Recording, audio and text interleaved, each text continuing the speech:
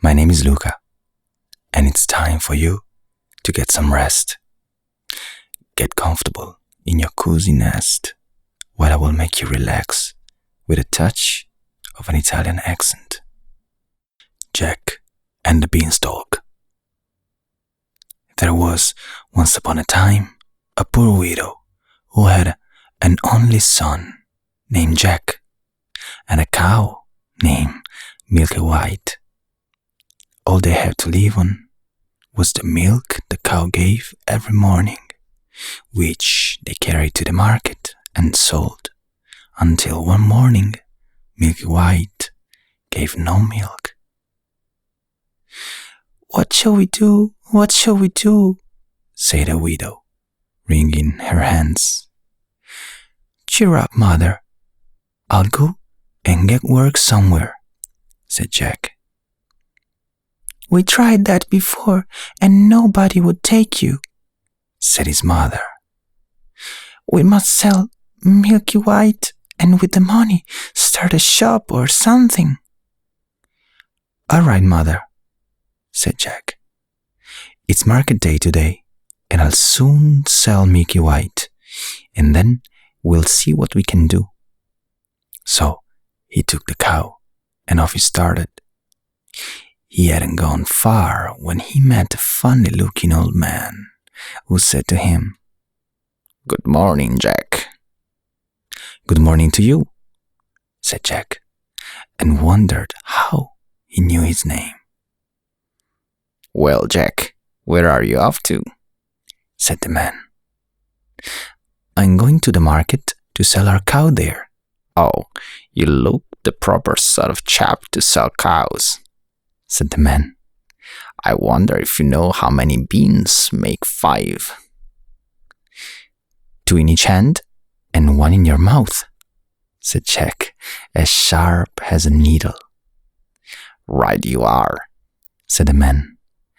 "And here they are, the very beans themselves," he went on, pulling out of his pocket a number of strange-looking beans.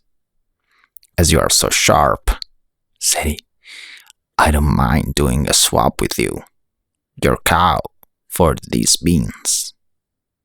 "Go along," said Jack. "You take me for a fool." "Ah, you don't know what these beans are," said the man. "If you plant them overnight, by morning they grow right up to the sky." "Really?" said Jack. "You don't say so." "Yes, that is so. If it doesn't turn out to be true, you can have your cow back." "Right," said Jack, and handed him over Milky White, then pocketed the beans. Back home goes Jack and says to his mother, "You will never guess, mother, what I got for Milky White." His mother became very excited. £5, 10, 15. No, it can't be 20. "I told you that you couldn't guess. What do you say to these beans? They're magical. Plant them overnight and—" "What?" exclaimed Jack's mother. "Have you been such a fool, such a dolt, such an idiot? Take that! Take that! Take that! As for your precious beans, here they go, out of the window. Now off with you to bed. Not a soup shall you drink, and not a bit shall you swallow this very night." So Jack went upstairs to his little room in the attic, sad and sorry he was, to be sure. At last he dropped off to sleep. When he woke up, the room looked so funny. The sun was shining into part of it, and yet all the rest was quite dark and shady. Jack jumped up and went to the window. What do you think he saw? Why, the beans his mother had thrown out the window into the garden had sprung up into a giant beanstalk, which went up and up and up until it reached the sky. So the man spoke the truth after all. The beanstalk grew up quite close past Jack's window, so all he had to do was to open it and give it a jump onto the beanstalk, which ran up just like a big ladder. So Jack climbed and climbed and climbed and climbed and climbed and climbed and climbed, and he climbed until at the last he reached the sky. When he got there, he found a long broad road going as straight as dart. So he walked along and walked along and walked along until he came to a great big tall house, and on the doorstep there was a great big tall woman. "Good morning, man," said Jack, quite politely. "Could you be so kind as to give me some breakfast?" For he was hungry as a hunter. "It's breakfast you want, is it?" said the big tall woman. "It's breakfast you'll be if you don't move off from here. My man is an ogre, and there's nothing he likes better than boys boiled on toast. You better be moving on, or he'll be coming." "Oh, please, Mom, do give me something to eat, Mom. I've had nothing to eat since yesterday morning, really and truly, Mom," said Jack. "I may as well be boiled as die of hunger." Well, the ogre's wife was not half so bad after all, so she took Jack into the kitchen and gave him a hunk of bread and cheese and a jug of milk. Jack hadn't half finished this when thump, thump, thump, the whole house began to tremble with the noise of someone coming. "Goodness gracious me, it's my old man," said the ogre's wife. "What on earth shall I do? Come along quick and jump in here." She paddled Jack into the oven just as the ogre came in.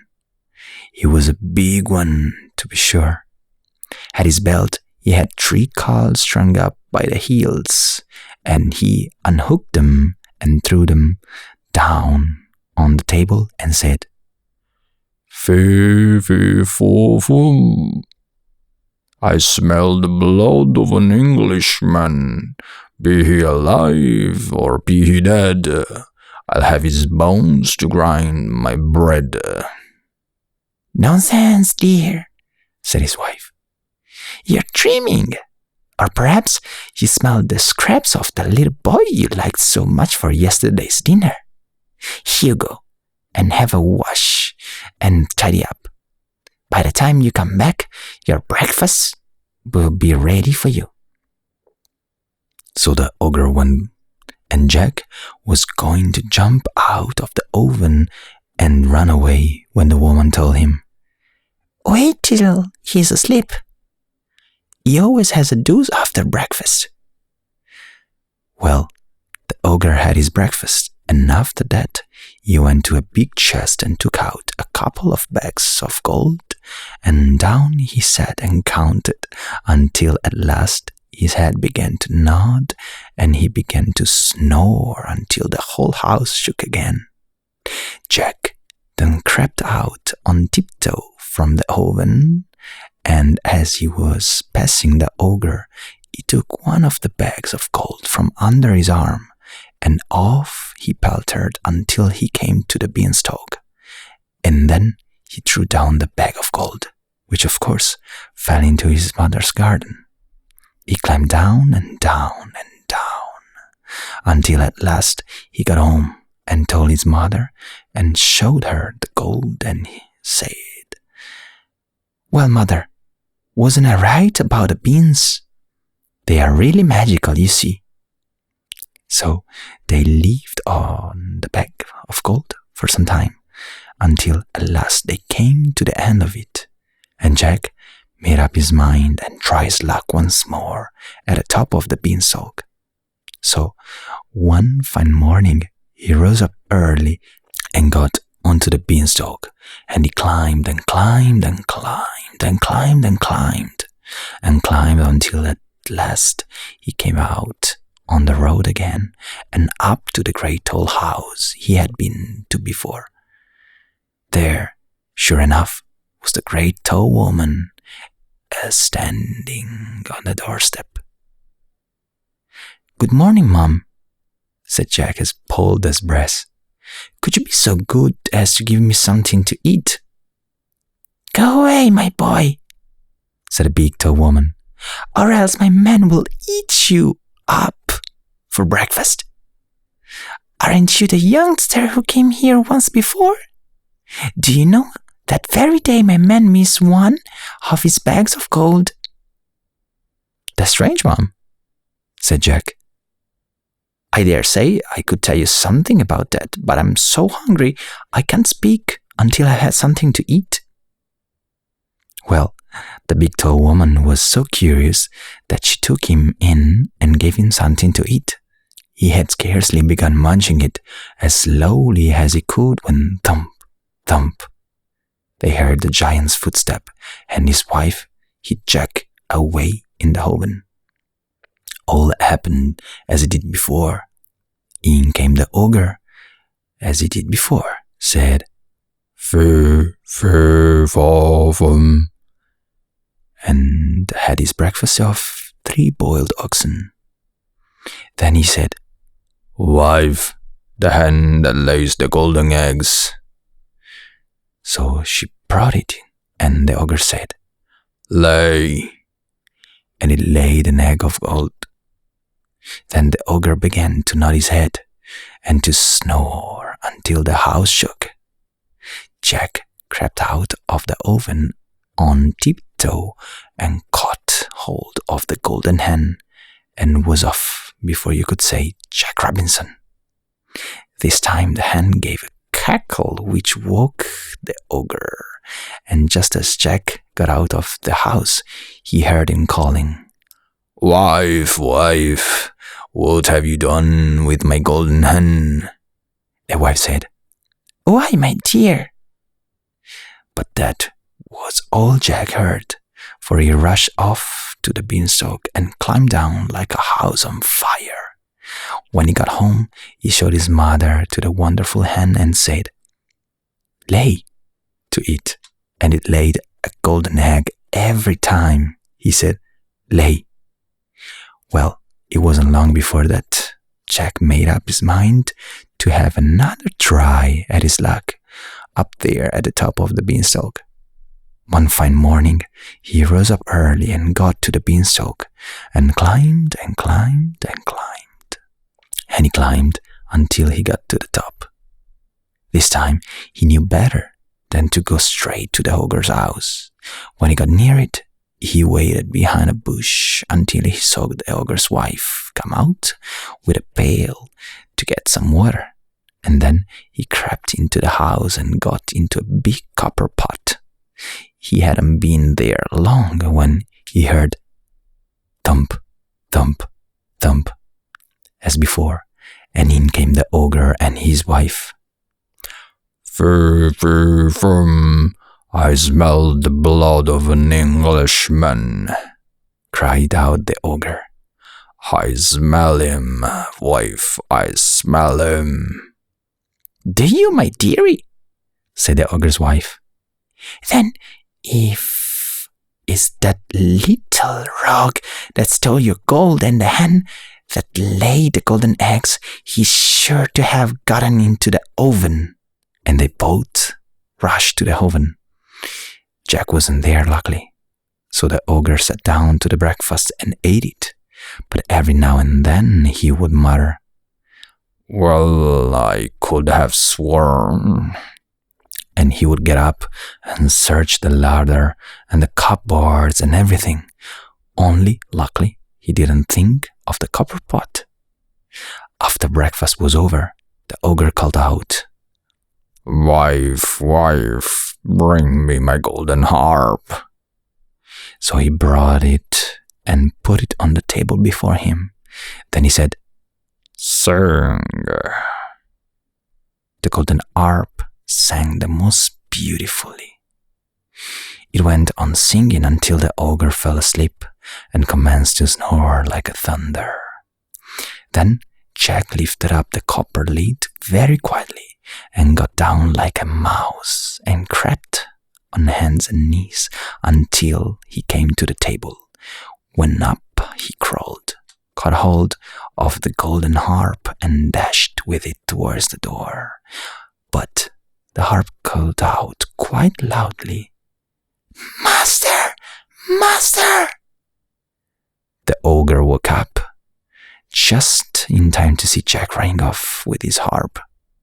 Jack ran as fast as he could, and the ogre came rushing after and would soon have caught him. Only Jack had a start and dodged him a bit and knew where he was going. When he got to the beanstalk, the ogre was not more than 20 yards away when suddenly he saw Jack disappear. When he came to the end of the road, he saw Jack underneath, climbing down for dear life.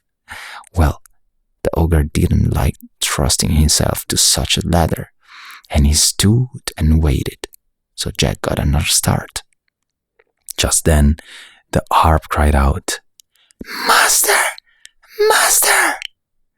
And the ogre swung himself down onto the beanstalk, which shook with his weight.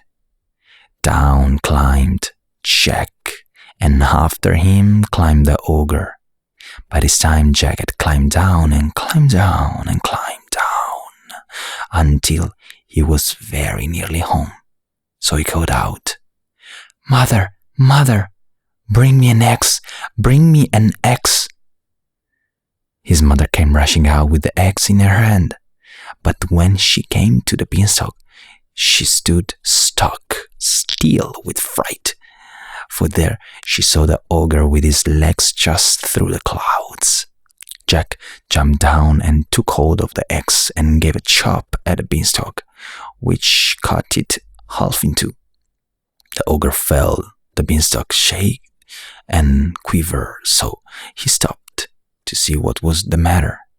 Then Jack gave another chop with the axe, and the beanstalk was cut in two and began to topple over. Then the ogre fell down and broke his crown, and the beanstalk came toppling after. Jack showed his mother his golden harp, and with showing that and selling the golden eggs, Jack and his mother became very rich, and he married a great princess, and they lived happy ever after. And this is the end of the story. Buonanotte.